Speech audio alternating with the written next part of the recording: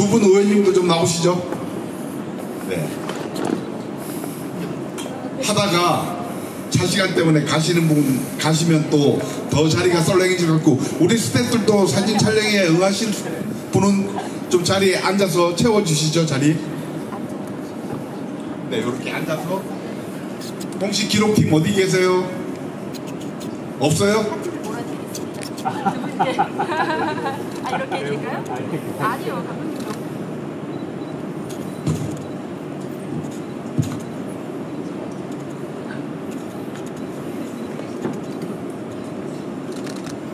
같이 안 익었어. 같이 안 익었어.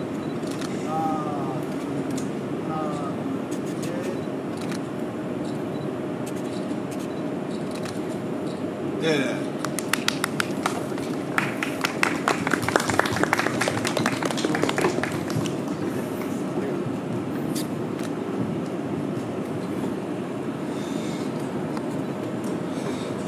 다시 한번 소개해 드릴까요? 조금 전까지 저희들을 웃겼다 울렸다 지락펴락 하신 우리 김록경 감독님, 경만으로 열연을 펼쳐주신 하준님, 네, 힘찬 박수로 맞으시기 바랍니다. 네, 저는 아까 말씀드린 대로 부천국제 판타스틱 영화제에서 부집행위원장으로 일하고 있는 배장수입니다. 여러분 반갑습니다. 고맙습니다. 저는 지비를 할 때요, 정말 깃털처럼 가벼운 질문들을 하면서 즐거운 시간을 갖자라는 게 얼마나? 어떤 작가님이? 모두 하시기로? 제가 깜빡했네요 또. 네. 우리 김동영 작가님이 실제 이 모두 지비에 모드를 하시는데 그걸 깜빡하고 잊어먹고 제가 하는 줄 알고는 오지랖을 폈습니다. 우리 김동영 작가님 소개합니다. 제가 마이크를 작가님한테 넘기고 저는 빠지겠습니다. 예, 감사합니다. 네, 안녕하세요. 제 이름은 김동영입니다. 네, 제가 앞에 할 걸 다 해주셔가지고 네, 감사합니다. 먼저 간단한 소감 한마디씩 들을까요? 감독님? 네. 사실 저희가 24회 부천국제 판타스틱 영화제에서 잔칫날이 이제 상을 그때 많이 받았었는데, 그때 이렇게 경만 하준 배우분이랑 관객과의 대화를 못했었어요. 그때 코로나였죠? 네, 그리고 또 뭐 다른 일정들이 있었고, 그때 또 관객과의 대회가 한 번밖에 없어가지고 그때 네. 이제 첫 프리미어 할 때 관객과의 대회를 못해서 많이 아쉬웠는데, 부천에서 그때 못한 거를 오늘 이렇게 하게 돼서 너무 좋습니다. 네, 그러면 배우님은 소감이 어떠신가요? 네, 저도 부천에서 또 소중한 상도 받았고, 그래서 부천 영화제를 굉장히 감사한 마음이 있는데, 이렇게 되게 뭔가 이렇게 낭만적인 것 같아서 네. 뭔가 되게 지금 행복해지는 것 같습니다. 네. 아까 전에 오셨을 때 저한테 야외라고 말씀하셔가지고 네. 제가 야외라고 말씀드렸더니 이거 상상 못하셨죠? 이렇게 돼 있을지. 네, 전혀 상상 못했어요. 네, 그리고 맥주가 있을지도 몰랐고.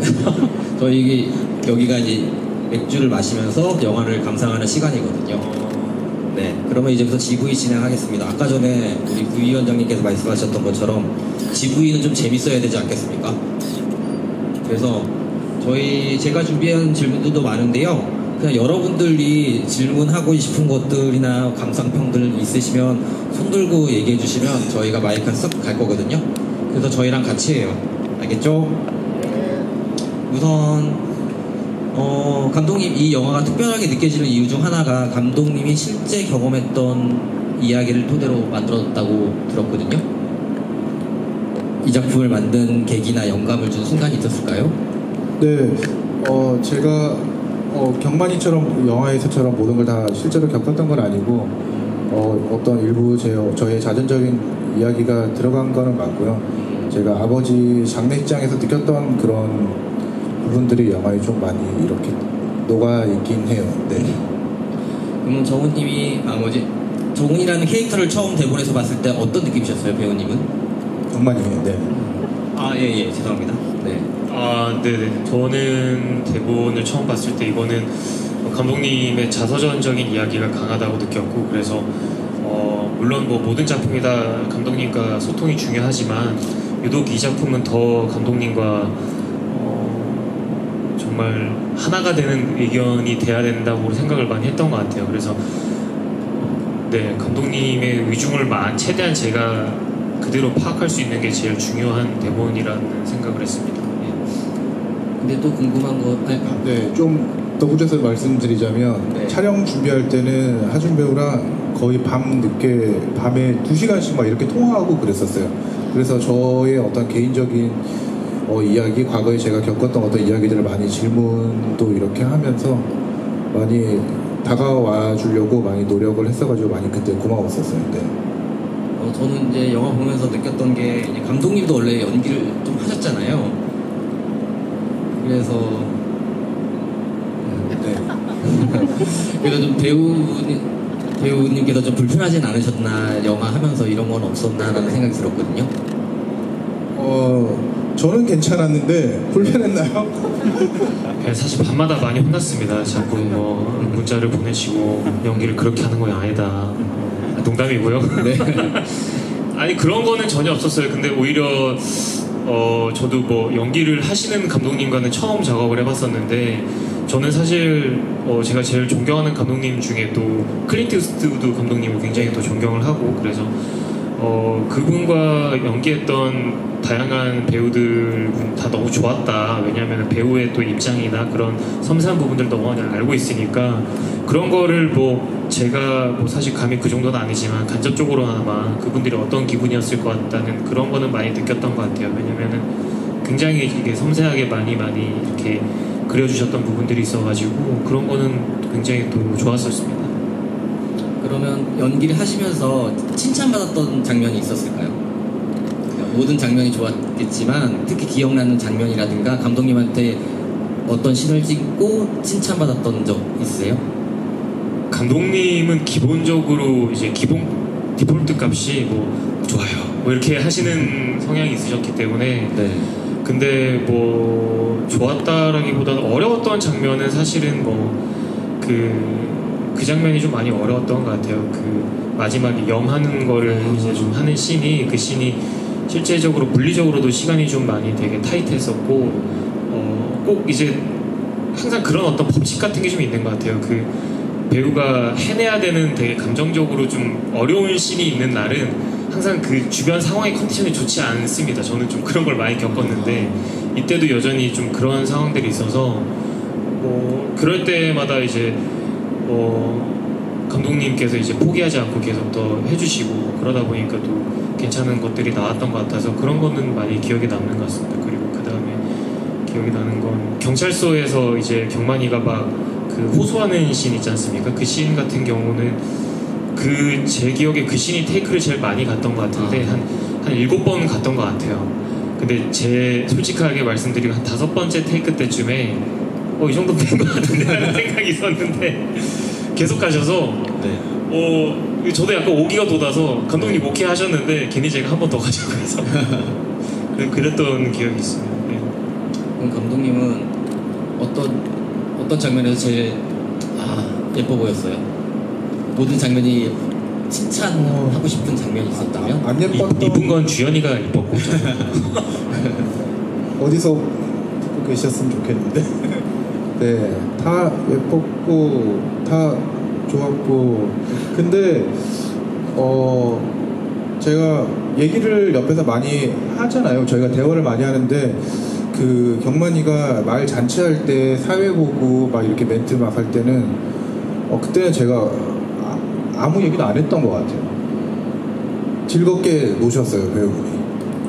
그때 감독님 그 정신이 없었어요. 그때가 저희가 통제할 인력도 좀 많이 없었는데 바람이 너무 불어가지고 자꾸 꽃이 넘어지고 이래서 꽃 세우는 애들 다 정신이 없어서. 그러면 이 영화를 찍으면서 찍고 연출하시고 그 연기하면서 관객들이 어떻게 이 영화를 봐주셨으면 하는 생각을 가지고 계셨나요?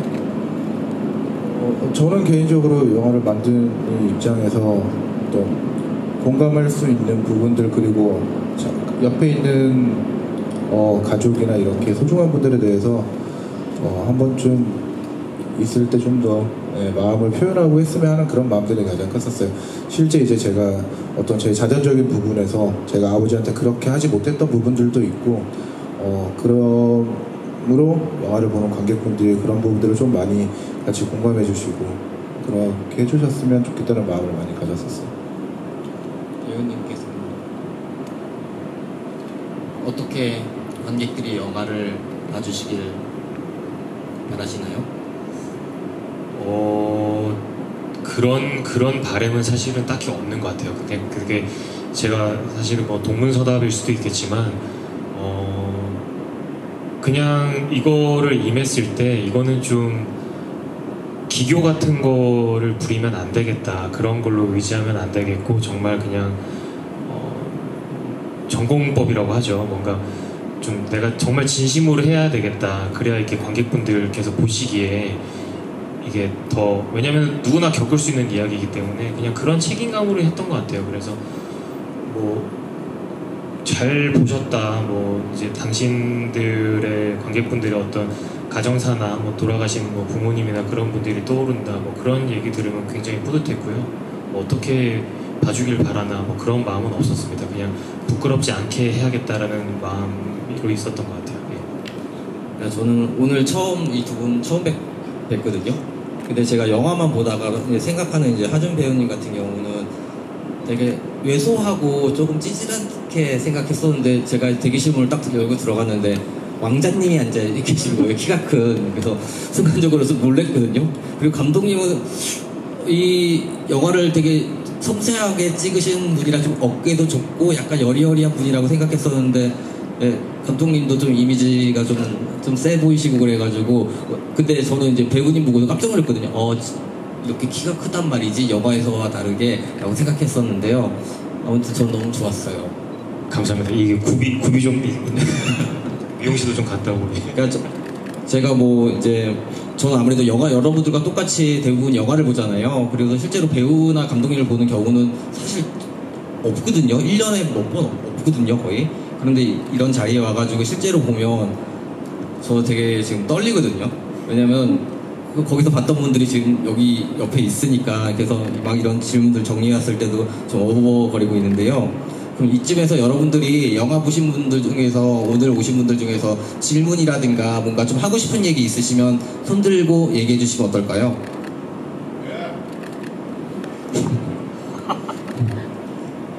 네. 꼭 이렇게 하면 손 안 드시더라고요. 그럼 제가 지명할 거예요. 뒤에. 예. 네. 그 영화에서 노란 구두와 빨간 양말이 굉장히 인상적이었는데요. 혹시 설정을 하신 건가요? 그 노란 구두가 정말 싼마이 같았거든요. 그래서 그런 설정을 특별히 하신 건지가 궁금합니다. 감독님. 네. 설정을 원래 그렇게 해서 그 장례식장을 좀 대비되게 화려하게 하려고 기억나요. 원래는 저희가 그 구두를 노란색이 아니라 황금 구두를 하려고 그랬었어요. 더 화려하게. 근데 황금 구두를 만드는데 이제 금색으로 만드는데 돈이 그때 상당히 많이 들더라고요. 그래서 노란색을 선택했던 걸로 기억이 납니다. 네. 뭐 다른 분 질문 아니어도 감상평 같은 거 없을까요? 아니면 제가 할까요? 네. 제목을 왜 잔칫날로 하셨는지 보고 나서 드는 느낌은 한 번의 잔칫날과 두 번의 장례식 뭐 이런 것도 생각나고 뭐 여러 가지 제목을 감독님 많이 고민하셨을 것 같아요. 혹시 배우님하고도 상의를 하셨는지 제목을 언제 확정했는지. 처음 시나리오 쓸 때 떠올릴 때부터 제목을 잔칫날로 했었어요. 이게 제가 어릴 때도 그런 어르신들한테 그런 얘기 들어서 장례식장도 잔칫날처럼 이렇게 해야 된다고 그런 얘기들을 많이 들었어가지고 그리고 뭐 한 곳에는 장례식장, 한 곳에는 잔치가 일어나고 있는데 중의적으로 이렇게 똑같이 잔칫날 이렇게 설정을 했었습니다. 네. 제가 그리고 이제 준비하면서 인터뷰한 거를 쪽 봤거든요. 근데 영화 찍으면서 좀 어려웠던 부분이 예산 관련한 이야기가 좀 나왔었어요. 근데 그 인터뷰를 보면서 생각했던 게, 아니면 진짜 예산이 많았다면 어떤 장면에서 좀 그 예산을 팍 투자해서 어떤 장면을 찍고 싶었었어요?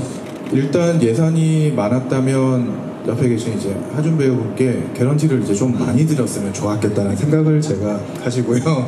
네.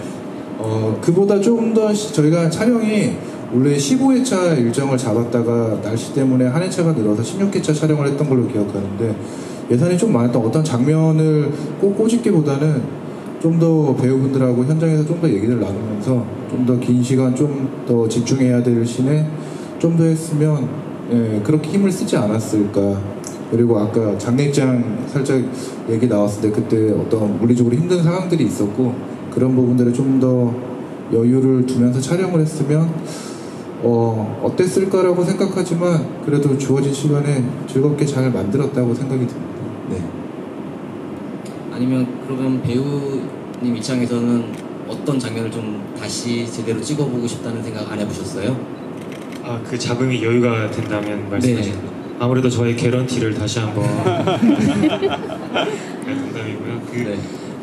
잔칫날 씬을 좀 더 이제 그때가 저희가 사실은 이제 인원이 많이 부족하다 보니까 그렇게 단체로 하는 씬들은 조금 의적으로 그 힘듦이 있거든요. 그래서 그때 사실 저희 모두가 정말 으쌰으쌰하긴 했지만 다들 많이 피곤했었습니다. 그 연출부나 제작부 친구들도 정말 고생을 많이 했고, 하필 바람이 자꾸 불어가지고 그 우리 친구들이 자꾸 꽃 붙들고 있고, 그게 이제 정말 좀 블랙 코미디 같은 느낌이 있었거든요. 멀리서 보면 웃긴데 정작 저희들은 바람이 그만 이렇게 좀 그랬던 것들이 있어서, 그런 잔칫날 씬을 좀 더 이제 여유롭게 찍었으면은 좋지 않았을까 하는 뭐 그런 정도의 아쉬움이 있습니다.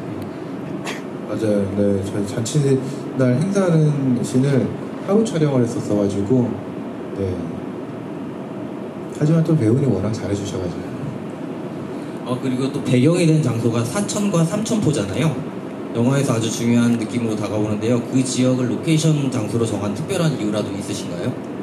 제가 원래 그 사천 삼천포에서 자랐어가지고 여기서 영화를 찍으면 좋겠다는 생각은 항상 가지고 있었고, 그리고 시나리오를 처음에 쓸 때부터 그 공간들을 이미 머릿속에 좀 더 생각을 하고 있었고, 장례식장 같은 경우도 사실 영화에서는 수도권과 삼천포 장례식장 이렇게 두 개가 나오잖아요. 네. 근데 실제 거리는 차로 한 2분 거리에 있어요. 그리고 장례식장 같은 경우도 제가 그 아버지가 돌아가셨을 때 실제로 이제 장례를 치렀던 장례식장이어서 할 수 있으면 여기서 꼭 촬영을 하고 싶다라고 생각을 해서, 네, 그렇게 사천 삼천포에서 촬영을 했습니다. 그러면 원래 거기서 태어나고 자라시는 거죠? 태어난 건 아니고 자랐습니다. 6살 때 이사를 가서. 네. 그러면 거기서 찍을 때 많은 좀 도움 받으셨나요? 네, 아무래도 거기서 자라다 보니까 친구들도 그렇고, 네. 뭐 형님들, 뭐 저희 친형도 계속 살고 있기 때문에 많은 도움들을 줬습니다. 네. 앞으로 연기라든가 연출 같은 거 해보고 싶은 뭐 장르라든가 그런 게 있을까요? 네, 장르는 따로 이렇게 뭐 어떤 특정 장르를 하고 싶다는 생각보다 그때그때 생각나는 거를 적고요. 네, 그리고 뭐 그게 스릴러든 뭐 멜로든 그때그때 생각나는 거 할 수 있는 거 다 해보고 싶어요. 뭐 꿈은 한 2년에 한 작품씩 하고 싶은데, 네, 그렇습니다. 하준 배우님께서는 앞으로 도전해보고 싶은 역할이라든가 그런 게 있을까요? 뭐 우선 가장 큰 바람은 이제 일이 끊이지 않고 들어오기는 게 제일 큰 바람이고요. 뭐 개인적으로 사실 요즘에는 제가 해보진 않았던 것 같은데 악역 한번 좀 세게 한번 해보고 싶다 그런 생각은 드는 것 같습니다. 또 뭐 질문 이제 거의 시간이 네, 이쪽. 경미가 이제 향을 자꾸 꺼트렸을 때 알려줬잖아요. 그 향을 꺼트리면 안 된다라고 했는데 바로 향을 뒤집어 꽂았어요. 그리고 오빠가 돌아왔을 때 향을 다시 꽂았잖아요. 그게 어떤 의미인지 예상은 되지만 감독님이 한번 말씀해 주셨으면 해가지고요. 들어보고 싶습니다. 네. 그 향에 대해서 설명을 할 때 이제 이게 이승과 저성을 이렇게 이어주는 길 같은 거라고 해서 아직 오빠가 오지 않은 상황에서 아빠가 가시면 안 되니까 일단 경매의 입장에서 오빠가 오기 전까지 못 가게 잡아두려고 향을 거꾸로 해서 끄는 그런 설정이었습니다. 네. 네, 다른 분 계실까요? 아, 잠시만요. 저 뒤에 분 나. 그 가운데 분 아까부터 손을 좀 드셨던 것 같아서. 네. 안경 쓰신 분. 네. 혹시 여기에서 음향 감독님은 안 오셨죠? 네. 네네. 실질적으로 장례식장을 촬영하면서 있잖아요. 실제로 무상객이 있는 걸 알고 있거든요. 무상객은 없었나요? 실질 무상객 같은데 장례식장 찍었으면은 네. 1회만 찍었으면 2호에 무상객 같은 거 있지 않나요? 문상객요? 네, 실질 무상객. 실제 문상객은 없었고 저희가 없어요? 이제 다 출연진들이셨어요. 네. 네. 왜냐면 보통 장례식장 하면은 그 옆에 보면 다 문상객들 다 네네네. 있지 않나요? 네. 네. 그래서 반대편에 있던 분들은 실제 문상객들은 아니고 네. 저희가 이제 섭외한 분들이 이렇게 계셨었어요. 그 사장가시는 근데 문상객도 한 번도 없었다는 얘기죠? 네? 문상객, 실제 문상객. 네, 실제 문상객은 안 계셨어요. 네, 두 장례식장입니다. 왜냐면은 실제 문상객이 많이 있었으면 촬영하면서 많은 좀 애로사항이 많이 있을 것 같아요. 네네. 다행히 실제 그 빈소에 실제로 장례를 치르는 곳은 없었어가지고 다행히 촬영을 잘 마쳤습니다. 네, 그 다음에 아까 저 뒤에 손 들어주신 분. 저는 하준 배우님한테 질문하고 싶은 게 있었는데 네. 그 노래하는 씬을 준비하기 위한 어떤 노래 연습의 시간이 있었는지 그 잔칫날에 누이 말씀하시는 거죠? 네. 네, 그거 열심히 연습했었습니다. 노래방도 가고 저희 지인들 데리고 가서 저기 노래 부르면은 평점도 좀 받고 그래서 노래 못 부른다고 혼도 좀 나고 그래서 나름 노력해서 나온 노래입니다. 네. 거기에 도움이 될 만한 실제 경험 같은 건 없었나요? 도움 될 만한 본인이 기억합니다. 이게 이 역할과 공감될 수 있을 만한 거는 사실 어떤 인터뷰에서도 많이 언급을 해드리긴 했었지만 저도 중학교 2학년 때 모친께서 이제 돌아가셨기 때문에 더욱더 이 캐릭터의 마음을 좀 알게 되는 그런 부분들은 있었던 것 같습니다. 네, 또 여기 손 드신 분 계시거든요.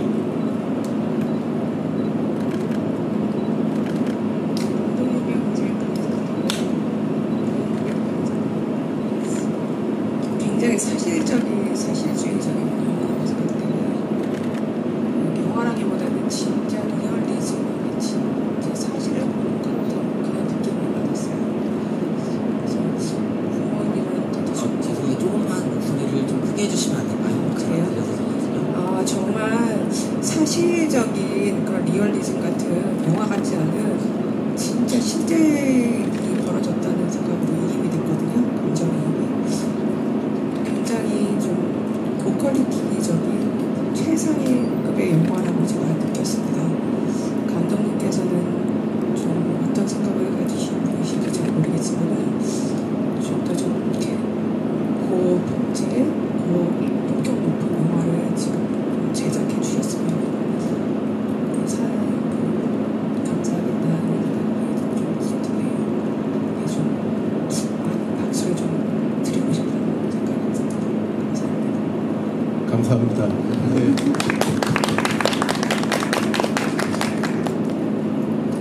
네.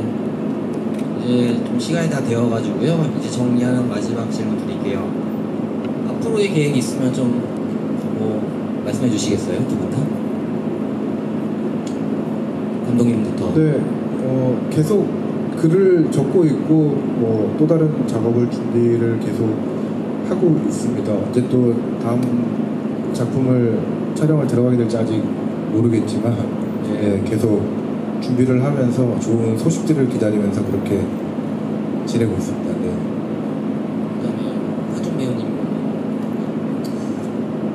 네, 뭐 감독님도 그렇겠지만 사실 배우라는 직업은 좀 기다림에 익숙해져야 되는 직업인 것 같습니다. 저도